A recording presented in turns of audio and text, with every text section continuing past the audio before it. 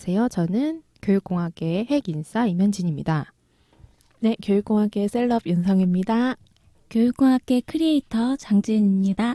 교육공학계 요정 임지영입니다. 네, 저희가 지난번에 에듀테크 트렌드를 주제로 해서 에듀테크 트렌드를 읽어주는 남자 김은우 씨를 초청을 하고 이제 영상 방송으로 2개 에피소드를 구성을 해봤어요. 그래서 그때 되게 재밌는 얘기들도 나왔고 그냥 굳이 필요 없는 얘기도 이렇게 은우님이 제 개인 TMI를 너무 많이 얘기하셔가지고 그래서 재밌더라고요. 네, 그래서 이제 되게 재미와 의미를 둘 다 잡은 방송이 아니었나. 그러니까 굉장히 또 깊이 있는 인사이트를 주시고 또 떠나셨잖아요. 그래서 그때 얘기했던 것들을 다시 한번 랩업을 하고 또 그날 미처 얘기하지 못했던 또 은우님이 투머치 토커셔가지고 그때 미처 못했던 얘기들도 또 마저 나누면서 오늘 얘기를 해보려고 합니다. 이렇게 없을 때 까도 되는 거예요? 아니 근데 은우님이 투머치 토커인 거는 거의 모르는 사람이 없을 거예요. 네. 정말 오디오가 쉴 새가 없이 꽉 채워지는 그런 방송 잘 들었습니다. 아니 그러니까요. 저희가 그날 저희 멤버 4명 중에 2명이서만 진행을 하고 이제 은우님을 모셨는데 평소보다 저희가 인원이 작아가지고 이거 잘 진행될까 했던 건 기우였습니다. 오히려 더 사운드가 꽉 찬 그런 방송을 저희가 했었죠. 저희가 은우님의 이제 에듀테크 그 현장에서 느꼈던 그런 부분들과 그리고 어떻게 에듀테크 방향을 이끌어가면 좋을지 이제 저희와 은우님의 개인적인 약간 비전들을 얘기를 나눴었는데 좀 에듀테크의 트렌드를 좀 잘 정리를 해서 다시 한번 전달을 해드리면 좋을 것 같아가지고 어떤 방향으로 정리를 해드릴까 고민을 하다가 굉장히 좋은 리포트를 성혜님께서 발견을 하셨어요. 잠깐만 이거를 소개를 해주시고 이거에 대한 키워드를 중심으로 한번 풀어가 보려고 합니다. 네, 에듀테크 트렌드를 조금 몇 가지 키워드로 정리를 해보고 싶었는데요. 사실 그런 식으로 정리한 리포트들이 굉장히 많거든요. 저희 쪽 관련해서 나오는 리포트들도 많고 그리고 산업계 쪽에서 나오는 리포트들도 많은데 제가 발견한 리포트는 삼정 KPMG라고 하는 우리가 회계 회사로 잘 알고 있는데 이제 경영 쪽으로 컨설팅이나 이런 일들도 수행을 한다고 해요. 그래서 삼정 KPMG에서 나온 리포트가 산업계 시각으로 잘 정리가 된 것 같아서 이걸 기준으로 조금 키워드를 정리를 해보면 좋을 것 같아요. 이 리포트의 제목을 좀 소개를 해드리면 2025 교육산업의 미래 기술혁신과 플랫폼 공유경제를 중심으로 라고 하는 제목이고요. 우리 에듀테크 분야에서의 어떤 메가 트렌드라고 할 수 있는 키워드를 4개로 정리를 하고 있습니다. 실감화, 연결화, 지능화, 융합화 이렇게 4가지 키워드로 정리를 하고 있고요. 그래서 한 가지 키워드씩 우리가 좀 이야기를 나눠보면서 좀 보고 들었던 사례들도 공유를 하면 좋을 것 같아요. 첫 번째 키워드부터 이야기를 해볼까요? 첫 번째 키워드는 실감화입니다. 네, 일단 실감화는 저희가 예전에 많은 얘기를 나눴던 뭐 AR이나 VR 기술을 통해서 구현을 하고 있고 사실 이 실감화 컨텐츠나 이 기술에 대해서는 저희 그 크리에이터 지은님께서 잘 알지 않으실까 해서 조금 소개를 해주시면 좋을 것 같거든요. 저희가 사실 그 VR, AR 에피소드를 좀 다뤘었잖아요. 그래서 혹시 이 실감화에 대해서 조금 더 궁금하신 분들은 우리의 이전 에피소드를 한 번 더 들어주시면은 감사하겠다. 이렇게 말씀을 먼저 드리고요. 실제로 진짜로 이 실감 컨텐츠라는 말이 최근에 생겼어요. 원래 그동안 우리가 뭐 AR, VR를 너무 혼용해서 쓰고 있다. 이 개념 구분해야 돼. 뭐 이런 이야기들이 있었던 게 다못 몇 년 전 일이었어요. 근데 그러고 나서 요즘에 MR 이라는 것들이 나오면서 혼합현실이라고 부르기도 하고 그러면 이 혼합현실의 정의를 어떻게 할 것인가 이 AR, VR을 다 합친 것을 얘기해야 하나 부터 시작해서 완전 새로운 그런 현실을 말하는 거다. 그러면 이런 것들을 총합해서 뭐라고 불러야 되지? 뭐 이런 식의 논의가 계속되면서 최근에는 실감 컨텐츠라는 용어를 굉장히 많이 사용하는 것 같아요. 그래서 실제감을 느끼게 하는 실제로 이런 VR이던 AR이던 가상의 정보지만 이러한 가상의 정보에 실제감을 느끼게 하는 거잖아요. 학습자로부터. 그래서 실제로는 실감 콘텐츠라는 용어가 최근에 생기고 정말 많이 이제 사용되고 있는 것 같아요. 그래서 뭐 옛날에 VR존이라고 불렀던 데들 있잖아요. 그런 데들이 뭐 실감 체험존, 실감 콘텐츠 체험존 이런 식으로 이름도 많이 바꾸고 있더라고요. 그래서 요즘에 교육부나 뭐 산업계에서도 실감으로 거의 용어를 통일해서 쓰는 거를 볼 수 있는 것 같고요. 지금 미국에서 CES라는 그 가장 큰 가전 박람회를 하고 있는데 그 중에서도 이제 하나의 꼭지로 이 부분이 굉장히 좀 언급이 되고 있는 것 같아요. 그래서 앞으로 그때 나왔던 얘기들을 다시 한번 되짚어 보면서 어떤 게 좀 앞으로의 실감 콘텐츠의 변화에 그 교육이 적용을 할 수 있을지도 논의를 해보면 좋을 것 같습니다. 그리고 이전에 우리 요정님께서도 잠깐 이 얘기를 언급하신 적이 있는데 실감 콘텐츠들에서 가장 요즘 화두가 되는 키워드가 실감형, 체험형 콘텐츠인 거예요. 그래서 실제로 기존에는 그냥 이런 가상의 정보에 실감, 진짜 현실에 존재하는 정보인 것처럼 실감을 느끼게 하고 몰입하게 하는 데 중점이었다면 최근에는 체험할 수 있게 하고 가상으로 그것을 실제로 구현해 볼 수 있게 하는 쪽으로 아주 중심이 되어 있고 이 저희가 소개해드리는 이 자료에도 보면 체험이 굉장히 중시되고 있다는 그런 내용이 여러 번에 거쳐서 언급이 되더라고요. 저는 최근에 구글 틸트 브러쉬 있잖아요. 그 틸트 브러쉬 영상을 유튜브에서 처음 봤어요. 좀 부끄럽지만 처음 봤는데 너무너무 재밌더라고요. 그래서 정말 그거 나 어디 가서 해볼 데 없나 요즘에 아주 열심히 찾아다니고 있는 중입니다. 네, 그래서 아까 체험이라고 얘기를 하셨잖아요. 그래서 그 뭐 AR, VR, MR 이렇게 얘기를 나오다가 요즘엔 또 XR이라고 표현을 또 많이 하더라고요. 이제 맞아요. 뭐 확장된 현실을 넘어서 체험 현실 이런 식으로 또 표현을 많이 하더라고요. 그만큼 체험이 되게 중요하다는 얘기를 하고 있습니다. 그 XR의 개념을 한 번만 더 정리를 해보자면 MR이 사실은 AR, VR을 통틀어서 MR이라고 부르는 거야? 아니면 또 다른 개념을 말하는 거야?에 대해서 되게 논의가 많았어요. 그 XR이 등장하면서 이걸 조금 정리를 한 것 같아요. 그래서 실제로 MR은 이 AR과 VR을 혼합한 현실. 그러니까 뭐 예를 들어서 진짜 구글 글래스 같은 경우에는 실제로 완전하게 가상 정보에 몰입하기도 하지만 AR도 같이 동시에 작동이 되잖아요. 그러면서도 VR도 할 수 있게끔 된다든지 뭐 홀로그램이라든지 이런 것들이 이제 MR의 대표적인 사례고 그런데 이 XR이 이 모든 거를 통칭하는 용어를 우리가 XR이라고 부르자. 요즘에는 이렇게 좀 정리가 됐더라고요. 그래서 이 실감화라고 하는 키워드를 통해서 뭔가 우리가 교육의 장면에서 경험할 수 있는 거의 폭이 굉장히 커졌다라고 이해를 하면 좋을 것 같아요. 그래서 교육의 장면이 교실 안에 있더라도 교실 그 이상의 어떤 공간에서의 경험들까지도 할 수 있는 이런 것들 때문에 교육 현장에서 사실 굉장히 최근 몇 년 동안 콘텐츠들이 진짜 저는 그 쏟아져 나왔다는 표현 그대로인 것 같아요.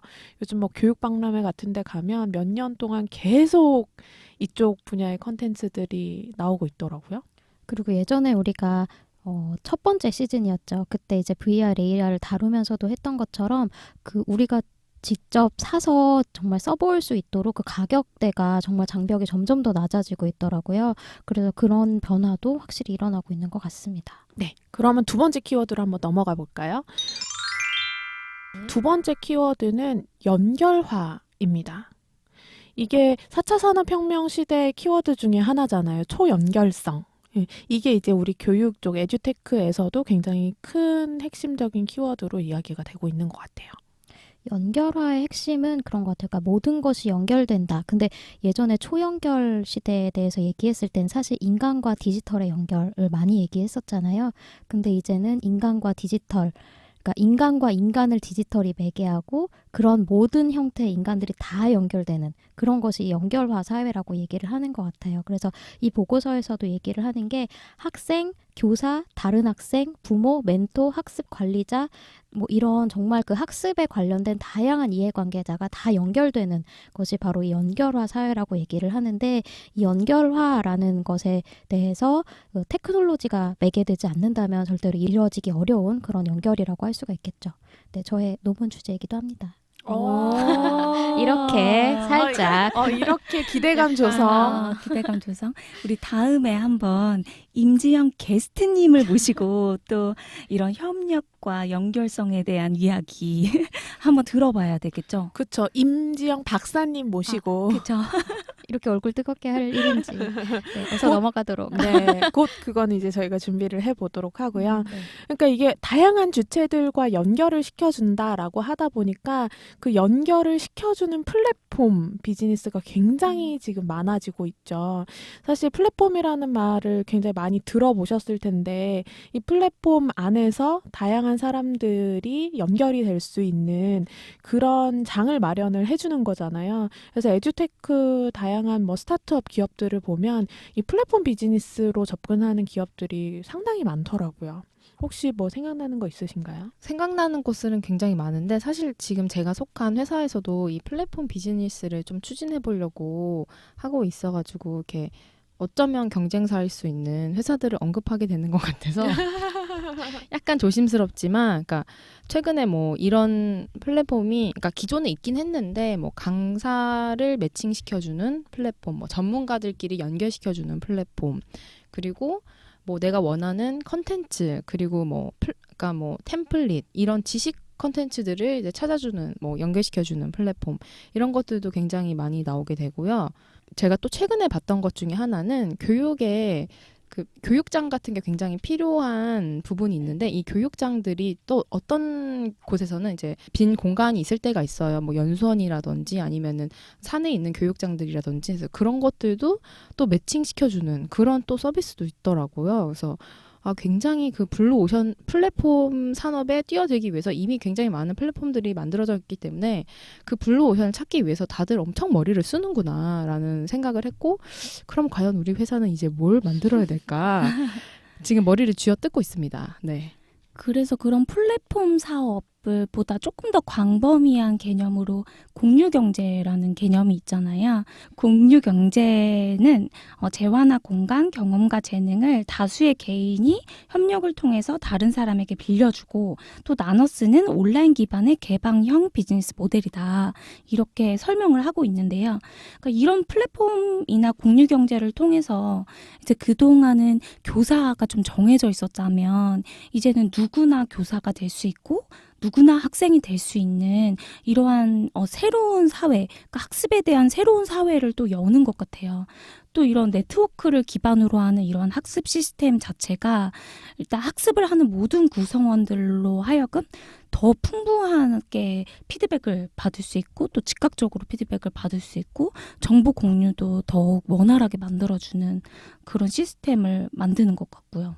여기서 지금 계속 공유경제 뭐 이렇게 하면서 여러 가지 공유한다라는 얘기를 많이 하잖아요. 근데 이 공유라는 게 이 학습 생태계를 바꿔놓는 굉장히 중요한 포인트예요. 이제 자꾸 제 논문 얘기를 하지만 논문에 되게 중요한 키워드가 바로 공유인데요. 공유가 학습 생태계를 어떻게 바꾸냐면 예전에는 교사에서 학습자에게 아니면 부모에서부터 학습자에게 이렇게 위계적으로 만들어진 구조를 완전히 균등한 구조로 바꾸거든요. 교사와 학습자와 부모와 뭐 다른 이해관계자들이 그렇기 때문에 모두가 교육의 주체가 되고 모두가 학습의 주체가 되는 그런 생태계로 바꾼다는 점에서 이 공유라는 게 굉장히 중요한 포인트라고 좀 짚고 넘어가면 좋을 것 같아요. 그리고 아까 지은님이 얘기하셨던 거 누구나 강사가 되고 누구나 가르치고 누구나 배우고 이 얘기를 하셨는데 사실 대표적인 플랫폼의 사례가 유데미가 있을 것 같아요. 맞아요. 네. 그게 이제 글로벌한 서비스를 제공을 하고 있는 플랫폼인데 유데미는 정말 누구나 정말 이런 거에 관심 있는 사람이 있을까라고 하는 작은 주제도 내가 그 분야에서 전문성을 가지고 있으면 내가 그거를 컨텐츠화해서 올리고 그거에 관심 있는 사람들이 그거를 수강해서 학습을 하고 이런 식으로 이제 연결시켜주는 역할을 하거든요. 근데 이 유데미 같은 서비스가 사실 한국에서도 최근에는 좀 많이 시도가 되고 있고 사실 그래서 저희가 했던 시즌2 저희가 시도하기도 했었죠. 저희 시즌2의 아프리칼리지라는 형태로 저희가 또 시즌2를 진행을 했었는데 사실은 그 아프리칼리지라고 하는 것도 이런 플랫폼화의 한 예시라고 볼 수 있을 것 같아요. 맞아요. 그래서 그런 플랫폼들이 사실 뭐 사기업이나 이런 데서 되게 처음에 시작을 한 부분이 많이 있는데, 그러니까 한국에서는요, 저희 공교육 내에서도 이 부분이 되게 적용이 되고 있어요. 그래서 그 교실 온닷이라는 그런 공공교육 플랫폼이라고 해서 이제 도서상간의 지역들의 학교들은 배우고 싶은 컨텐츠들은 굉장히 여러 개 있지만 공간적인 문제 뭐 그런 여러 가지 뭐 비용이나 이런 것 때문에 아이들이 배우고 싶은 컨텐츠들을 다 배울 수 없는데, 이런 식으로 공동 교육 과정을 운영을 해서 이제 컨텐츠를 온라인에 올리고 아이들이 그걸로 학습을 하고 이렇게 되게 효율적으로 교육을 받을 수 있도록 시도를 하더라고요. 시범 사업 운영을 거쳐서 이제 점차 확대를 한다고 이제 교육부에서 발표를 한 거를 얼마 전에 들어가지고 앞으로 어떻게 이제 우리 공교육들이 변할지 또 기대가 되기도 합니다. 맞아요. 교실 온답 같은 경우에는 앞으로 지금 실행을 하려고 하는 그 고교 학점제의 대안으로도, 그러니까 고교 학점제에 몇 가지 이제 문제점들이 제시가 되고 있는데, 이런 문제 우리 이렇게 해결할 수 있어라고 하는 방안 중에 하나로 교실 온답을 이야기를 하고 있습니다. 그래서 이렇게 플랫폼화가 되면서 실제로 그전에는 우리가 학교나 뭐 학원이나 뭐 혹은 강의를 제공하는 곳도 굉장히 한정적이었잖아. 온라인 강의를, 일원인 강의를 제공하는 적도 굉장히 한정적이었다면, 이런 지식과 정보를 탈중앙화라고 부르더라고요. 탈중앙화가 점점 가속도가 되면서 마이크로 러닝, 마이크로 서비스, 뭐 학습 러닝 뭐 이렇게 다양한 용어로 불리면서 되게 작은 단위로 개인화 되면서 이런 학습들이 공유가 되는 것 같아요. 근데 여기서 더 한 발자국 나간 이야기를 이 페이퍼에서 하는데 바로 그 블록체인이거든요. 그래서 실제로 제가 최근에 블록체인 노믹스라는 책을 읽었어요. 굉장히 어렵고 굉장히 재밌고 굉장히 지루하게 읽었는데 그래서 추천한다는 얘기입니까? 안 한다는 얘기입니까? 일단 추천은 하는데요. 사실 저희처럼 경영이나 이런 경제에 대해서가 아니라 학습에 대해서만 연구했었던 사람들한테는 좀 어렵더라고요. 그래서 사실 좀 어려워서 되게 힘들게 읽었지만 되게 도움이 많이 되고, 이 블록체인 앞으로 가속화될 이 블록체인 서비스에 대해서 좀 되게 깊게 이해하게 된 것 같아요. 근데 좀 아쉬운 점은 이 블록체인 서비스가 이 사회에 어떻게 기여할 것인지를 굉장히 다양한 부분에서 설명하고 있는데 교육에 대한 얘기가 없어요. 근데 제가 그걸 보면서 그렇다면 이 여기서 설명하고 있는 다양한 것들이 분명히 교육에도 적용될 텐데 어떻게 적용될 수 있을까를 고민을 했었는데, 그러한 내용이 막 깊숙이 다루고는 있지는 않지만 그래도 어느 일부분을 이 페이퍼에서 좀 다루고 있는 것 같아요.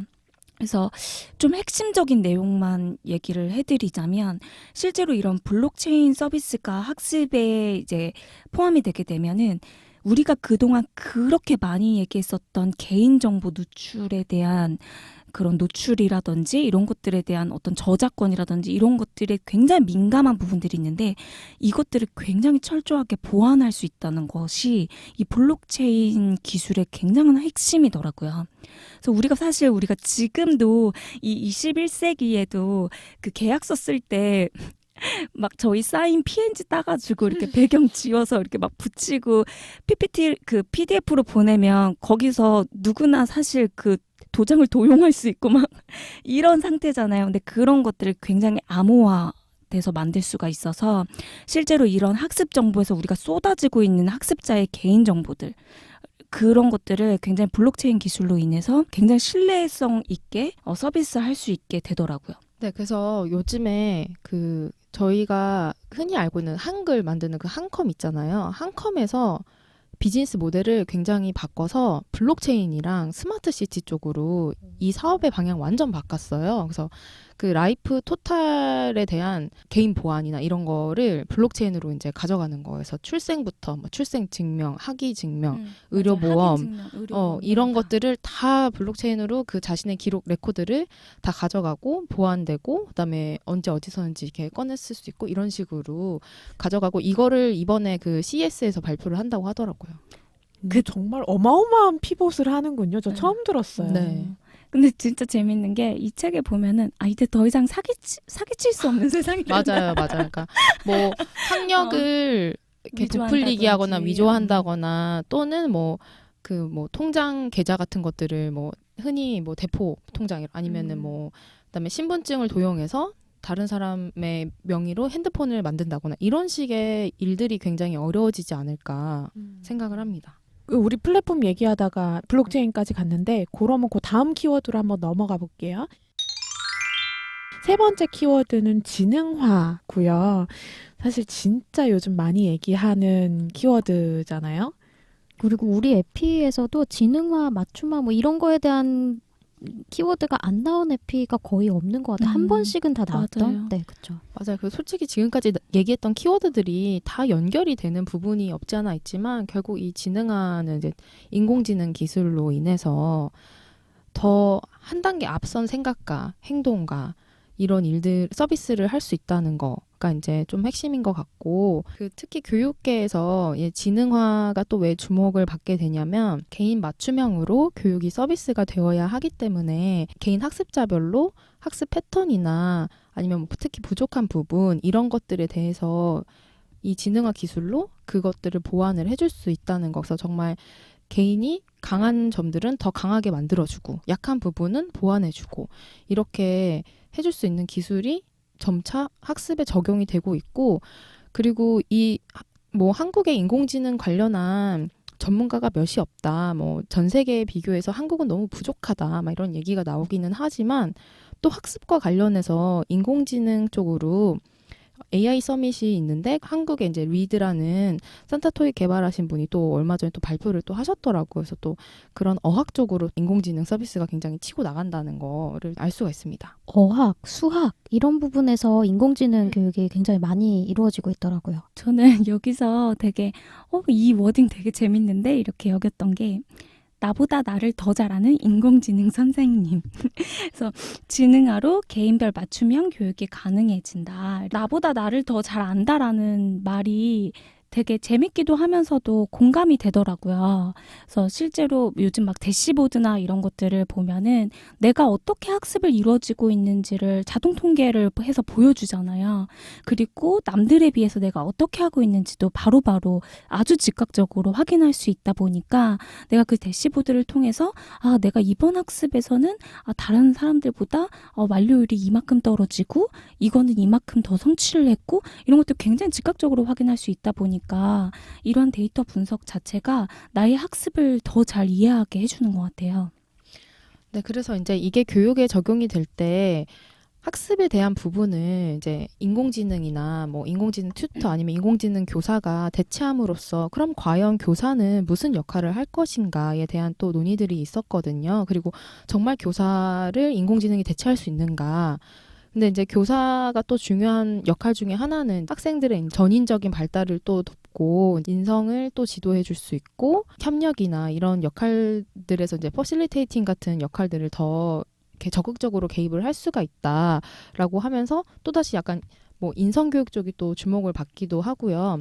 저는 그 지능화를 얘기를 하면서 굉장히 인상이 깊은 부분 중에 하나가 지난 교육공학회에서 이제 기조 연설을 하셨던 분이 카이스트의 휴보랩의 센터장이신 그 오준호 교수님이 하셨던 얘기가 되게 기억이 남는데, 그러니까 이제 로봇을 구현을 하는 데 있어서 이제 인공지능을 탑재를 하고 하잖아요. 근데 그럴 때 과연 이 데이터들을 습득하는 것들을 인간이 얼만큼 허락을 해줄 것인가, 나의 개인 정보를 이 인공지능에 얼만큼 전달을 해서 얘네들이 나를 분석할 수 있게 해줄 것인가가 또 이제 굉장히 하나의 이슈가 될 수 있고, 또 하나는 인공지능이나 이런 것들이 나의 마음을 헤아려서 자동화되는 것이 그냥 자동화가 아니라 나의 마음을 헤아려서 그거를 제시를 해줘야 된다. 그러니까 가령 뭐 어떤 것을 예측을 하면 뭐 당신은 이것이 부족합니다. 뭐 이렇게 얘기를 할 수 있겠지만 그걸 듣는 인간의 기분이 나쁘다면 뭐 이런 식으로 이제 이해를, 다른 얘기였는데 이제 쉽게 해석을 하자면 이제 이렇게 되는 거죠. 뭐 지금 뭐 물을 드셔야 합니다. 뭐 근데 이제 그게 별로 나한테는 기분이 내키지가 않는 거예요. 그러니까 또 이런 부분이 또 있는 거죠. 그래서 어떻게 인간의 심기를 거스리지 않고 도움이 되는 방향으로 이 서비스를 잘 구현할 것인가, 뭐 이런 얘기도 막 하시더라고요. 그런 의미에서 요즘에 머신러닝이라는 단어 우리 많이 들어봤잖아요. 요즘에는 무슨 단어가 등장하고 있냐면 휴먼 센터드 머신러닝이라는 단어도 등장을 하고 맞아요. 있어요. 그래서 이 머신러닝은 정말 기계가 혼자서라고 얘기해도 될지 모르겠지만 기계가 알아서 학습하고 알아서 뭔가 처방을 내리고 이러는 거였다면 그런 학습과 처방 사이에 인간이 개입되는 그런 게 또 휴먼 센터드 머신러닝이거든요. 또 그런 측면에서 또 최근에 새로운 시도가 또 이루어지고 있기도 하죠. 이 페이퍼에 이 네 가지의 그 트렌드를 다루기 훨씬 이전에 보면 이 모든 이 학습 서비스 전반에 걸쳐서 가장 중심이 되는 키워드를 꼽으라면 그러니까 학습자 혹은 서비스 고객의 중심으로 이 모든 비즈니스의 흐름이 흘러가고 있고 그 비즈니스의 가장 큰 화두다 이렇게 다루잖아요. 그러니까 그래서 우리가 기술 하지만 결국에는 이 기술을 어떻게 고객의 중심에서 가장 알맞게 서비스할 수 있는지, 고객의 경험을 중심으로 서비스할 수 있는지 이런 것들이 이 모든 우리가 다루는 트렌드의 핵심인 것 같아요. 맞아요. 사실 이 지능화 관련해서는 저희가 또 독립적인 에피를 해야 될 정도로 사실 맞아요. 많은 이야기를 할 수 있는 주제여가지고 이 정도로 하고 다음 마지막 키워드로 넘어가야 될 것 같아요. 마지막 키워드는 뭐냐면 융합화거든요. 이게 사실 저희가 지금 네 가지 키워드를 이야기를 했는데 이게 앞으로의 교육 산업에 대한 이야기, 지금 현재 에듀테크에 대한 이야기이기도 하지만 사회 전반에 대한 이야기랑 똑같은 거예요. 요 네 가지 키워드 다. 그래서 이 마지막 융합화도 마찬가지인데요. 이 교육 비즈니스, 에듀테크 비즈니스에서의 영역도 사실 기존의 어떤 산업의 구분 혹은 기존의 어떤 뭐 학문 영역의 구분 이런 것들이 굉장히 경계가 허물어지고 서로 합쳐지고 뭐 이런 현상들을 융합화라는 키워드로 설명을 하고 있습니다. 융합이라는 주제는 정말 그 혹시 옛날부터 읽던 그 통섭 책 기억나시나요? 최재천 교수님. 네, 정말 이제 융합계 고전 중에 고전 같은 그 통섭이 나오던 그 이전 시대부터 사실 굉장히 중요했던 개념이기도 한데 요즘에 정말 융합이라는 게 너무너무 중요해지는 것 같아요. 그러니까 최근에 에듀와 테크가 더 강하게 만나는 이런 시대가 되면서 교육자와 기술자가 더 긴밀하게 협조해야 되는 시대가 되었고 또 교육자가 학습자들을 어떻게 이해해야 될 것인가의 측면에서 막 심리학자와 교육자가 더 긴밀하게 연결해야 되는 시대가 되었고 또 교육이라는 산업과 그냥 기술이라는 산업이 절대 이제 따로 기능할 수 없는 그런 융합된 산업이 굉장히 좀 뜨고 있는 그런 산업이 된 만큼 굉장히 이젠 때려야 뗄 수 없는 것들이 너무 많아졌다 이렇게 얘기를 할 수 있겠죠. 그 최재천 교수님 얘기하니까 생각나는데 얼마 전에 지은님도 같이 갔었잖아요. 그 스마일 게이트에서 하는 컨퍼런스에 저희가 갔었거든요.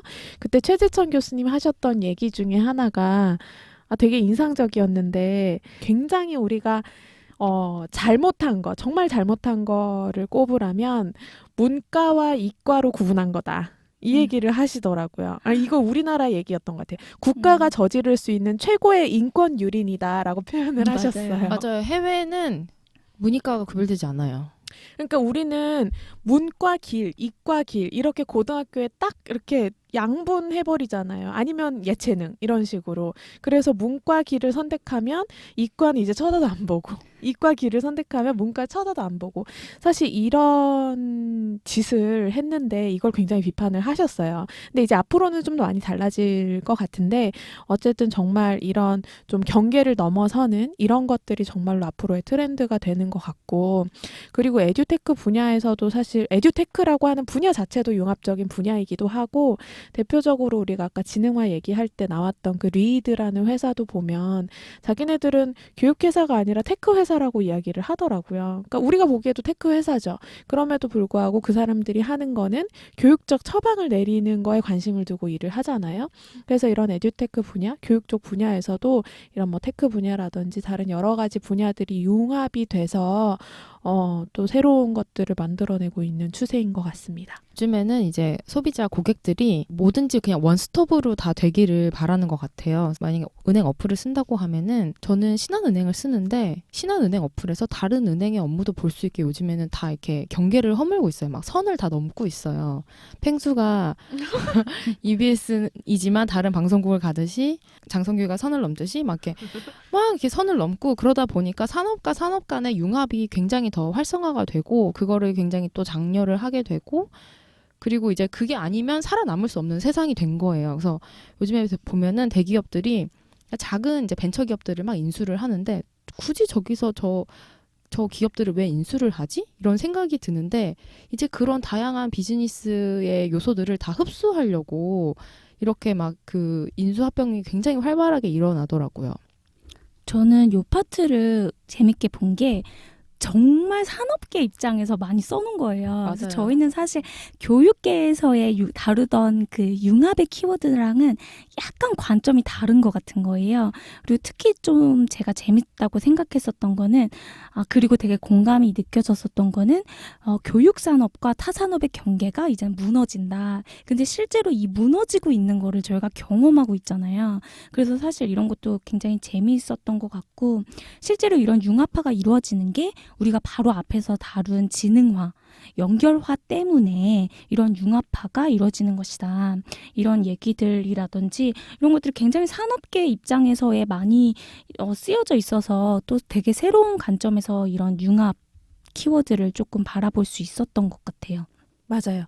그래서 사실 저희가 이제 이 삼정 KPMG 리포트를 좀 중심으로 해서 에듀테크 트렌드를 조금 정리를 해봤고요. 저희도 이거를 토대로 좀 마무리를 해야 되는데 사실 지난번 김은우님 그 게스트로 모셨던 에피소드에서 되게 인상 깊었던 그리고 김은우님도 되게 강조해서 얘기했던 키워드 그 메시지가 뭐였냐면 사실 이런 에듀테크에서의 테크의 트렌드 보다는 오히려 본질, 오히려 교육에 더 중요하다고 느끼는 것 같다. 최근에 이런 얘기들을 해주셨거든요. 그래서 이거에 대해서는 어떻게 생각하시나요? 저는 사실 그 부분이 제일 기억에 남았어요. 그 부분만 물론 기억에 남은 건 아니지만 그 부분이 정말 기억에 남았던 이유가 저희가 에듀테크라는 것에 대해 그걸 얘기하면서 첫 번째 시즌 첫 번째 에피소드를 시작을 했음에도 불구하고 결국 우리는 계속 교육에 대한 이야기를 하고 있잖아요. 그게 바로 결국 모든 테크놀로지는 인간을 위한 것이고 모든 테크놀로지는 인간이 어떻게 하면 잘 학습할 것인가를 위한 것이기 때문에 테크가 앞설 수 없다라는 것이 굉장히 저는 지금 우리가 계속 이 미인을 해오면서도 생각했던 것이고 그래서 더 기억에 남았던 부분입니다. 네. 그래서 제가 사실 은우님께 그 방송 이후에 되게 고맙다고 얘기를 한 번 더 했어요. 그러니까 저희가 되게 하고 싶었던 얘기를 은우님의 입을 통해서 나오게 되니까 더 와닿게 된 것 같다고 얘기를 했고 요즘에 많은 기술자 분들, 그러니까는 뭐 이렇게 프로그래머 이런 분들이 이런 기술력을 기반으로 에듀테크 관련 회사를 많이 만들고 있어요. 스타트업들을.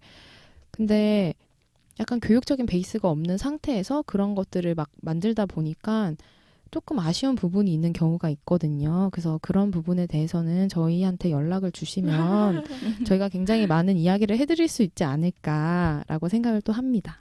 그리고 이건 약간 감상 같은 이야기일 수도 있는데요. 그 은호님 에피소드를 들으면서 제가 한 가지 했던 생각은 저와 같은 생각, 저와 같은 방향성을 가지고 있는 사람의 이야기를 다른 접근 방식으로 들을 수 있다라는 생각을 그날 했었어요. 그래서 교육에 대해서 굉장히 많은 공감이 이루어지고 있다라는 거를 이제 그런 얘기 하셨잖아요. 교육은 피드백이 잘 없다. 근데 이런 방식으로 또 여러 가지 방송을 통해서 결국엔 같은 방향으로 나아가고 있는 무언가에 대한 피드백이 서로 이루어지고 있는 게 아닌가? 뭐 이런 감상적인 이야기를 좀 해봅니다. 결국에는 저희가 아까도 중간에 잠깐 얘기했었는데 이 페이퍼도 뭐 트렌드를 다루고 있고 국내외에서 어떻게 하고 있는지를 다루고 있지만 인간이 학습하는 방법은 진화하잖아요.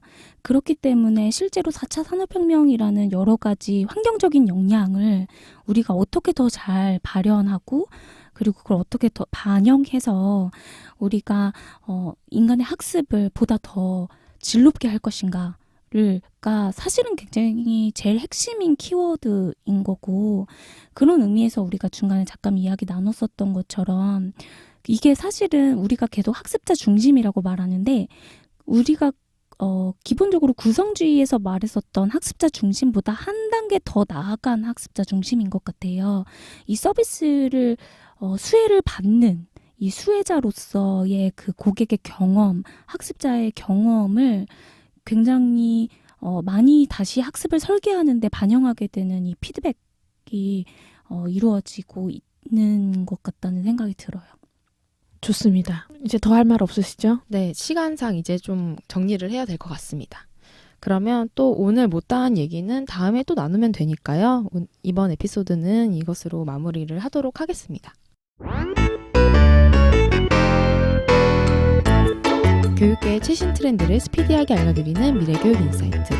우리 다음에도 미인할까요? 구독 미인. 하드하드 미인. 팔로우 미인. 많은 후기 부탁드립니다.